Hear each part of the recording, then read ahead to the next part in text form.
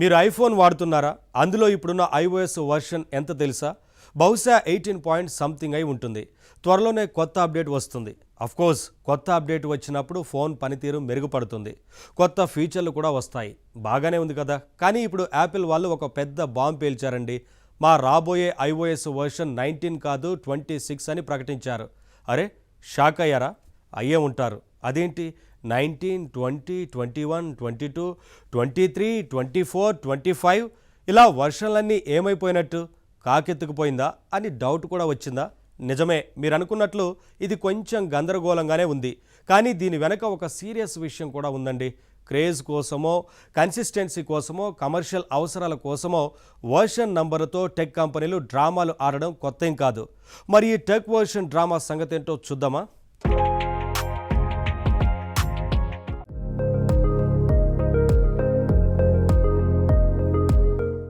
ఇప్పుడు యాపిల్ ప్రపంచంలో ఒక పెద్ద చేంజ్ వచ్చేసిందంటున్నారు. అన్ని చోట్ల దాని మీదే చర్చ జరుగుతోంది. ఎందుకంటే ఈ మధ్య జరిగిన WWDC 2025లో అదేనండి డెవలపర్స్ కాన్ఫరెన్స్లో యాపిల్ తమ ఫోన్ ఆపరేటింగ్ సిస్టమ్ తాలూకు కొత్త వర్షన్ నెంబర్ ప్రకటించింది. ప్రస్తుతం ఐఫోన్స్లో నడుస్తున్న వర్షన్ ఏంటి? iOS 18. అయితే రాబోయే వర్షన్ మాత్రం iOS 26 అట.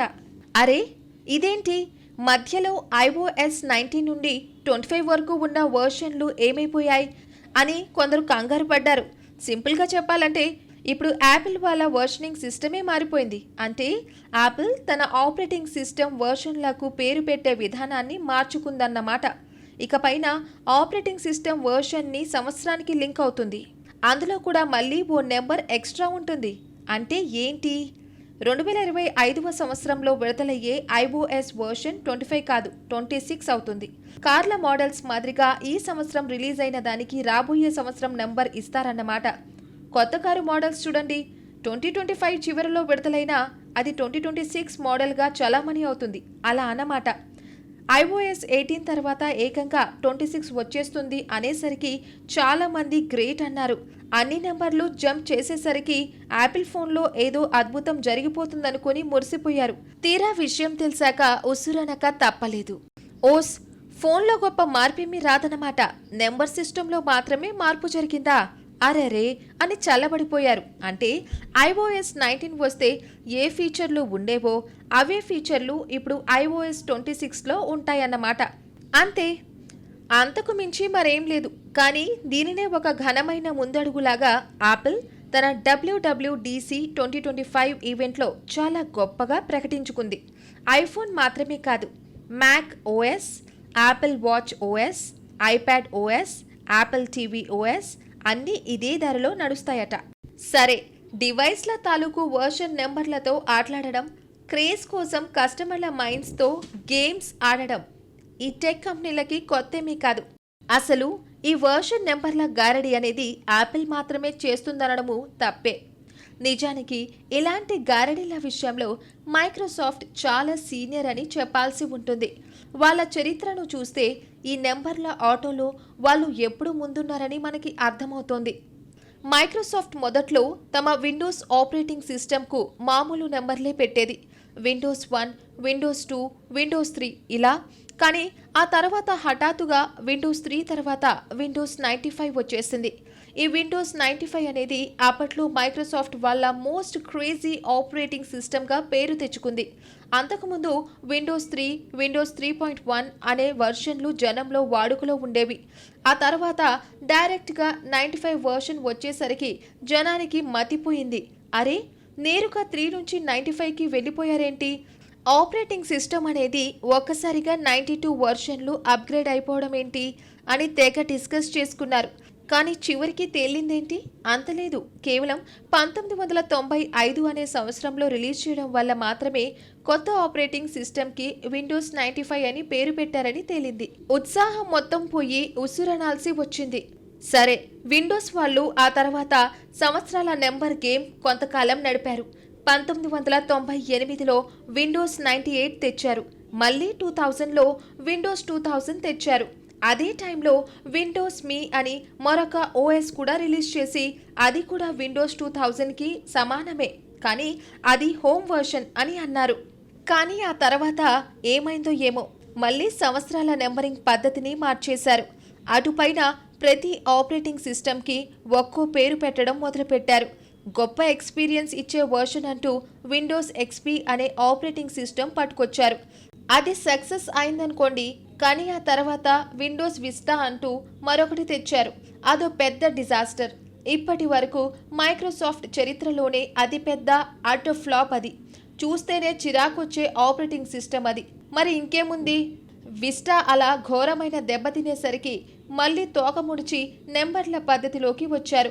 విండోస్ కొత్త వర్షన్లకి విండోస్ 7, విండోస్ 8 అంటూ నెంబర్లు ఇచ్చారు. ఈ యూటర్నే పెద్ద కామెడీ అనుకుంటే ఎంతకంటే పెద్ద కామెడీ ఇంకొకటి ఉంది. అదేనండి, విండోస్ 8 తర్వాత డైరెక్ట్గా విండోస్ 10 వస్తోందని ప్రకటించారు.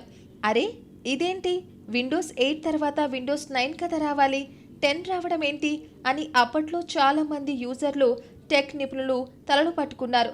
కస్టమర్ల కన్ఫ్యూజనే వాళ్ళకి ప్రచారంగా కూడా ఉపయోగపడిందిలేండి. అసలు ఏం జరిగింది? విండోస్ 8 తర్వాత విండోస్ 8.1 అని చిన్న మార్పుతో మరో ఓఎస్ రిలీజ్ చేశారు మైక్రోసాఫ్ట్ వాళ్ళు. మరి ఆ 8 ఒకటి కలుపుకుని అదే విండోస్ 9 అని జనం అనుకోవాలని భావించారో ఏమో. అసలు విండోస్ 9 అనేది ప్రచారంలోకి రాకుండా చేశారు. విండోస్ 10 వచ్చేసింది. ఇదిగో ఇప్పుడు విండోస్ 11 నడుస్తోంది. అది మైక్రోసాఫ్ట్ వాళ్ళ వర్షన్ జంపింగ్ జపాంగ్ కదా. ఇప్పుడు ఐఓఎస్ నెంబర్ల గేమ్ కూడా దాదాపు ఇలాంటిదే. అప్పట్లో విండోస్ నెంబర్ల ఆటలు కావచ్చు, ఇప్పుడు యాపిల్ నెంబర్ గేమ్ కావచ్చు. టెక్ దిగ్గజాలన్నీ ఇంతే. ఇవి ఇలా వర్షన్ నెంబర్లని జంప్ చేయడం వెనుక చాలా కారణాలుంటాయి. కొన్నిటి విషయంలో మనం కన్విన్స్ కావచ్చు, కానీ చాలా వాటి వెనుక కమర్షియల్ కారణాలే కనిపిస్తాయి. చెప్పాలంటే ఇదో పెద్ద మార్కెటింగ్ గిమ్మిక్. ఐఓఎస్ 18 నుంచి డైరెక్ట్గా ఐఓఎస్ 26కి పెద్ద జంప్ చేయడం వల్ల యాపిల్కి లాభమేంటి? యాపిల్ ఫోన్ వాడే వాళ్ళకి ఈ నెంబర్ చేంజ్ వల్ల థ్రిల్ అనిపిస్తుంది. అబ్బో ఇదేదో చిన్న అప్డేట్లా లేదే, ఫోన్లో ఏదో పెద్ద మార్పు జరిగిందబ్బా అనే ఫీలింగ్ వస్తుంది. రాబోయే కొత్త ఐఫోన్లో ఏవేవో కొత్త కొత్త ఫీచర్లు, విప్లవాత్మకమైన మార్పులు వచ్చేస్తాయని భావించి పాతవి పక్కన పడేసో అమ్మేసో కొత్త డివైస్లు కొనే ఆలోచన చేస్తారు. ఈ విధంగా టెక్ ప్రపంచంలో ఒక హైప్ను సృష్టించి కొత్త ఫోన్లు అమ్ముకోవాలన్నది కంపెనీల స్ట్రాటజీ. అయితే ఒక్కోసారి ఈ వర్షన్ చేంజ్ అనేది కంఫర్ట్ కలిగించే అవకాశం కూడా లేకపోలేదు. వర్షన్ నెంబర్ని ఇయర్ నెంబర్కి లింక్ చేయడం వల్ల ఏ ఏడాది ఏ కొత్త ఫీచర్ వచ్చిందో అర్థం చేసుకోవడం కొంత ఈజీ అవుతుంది.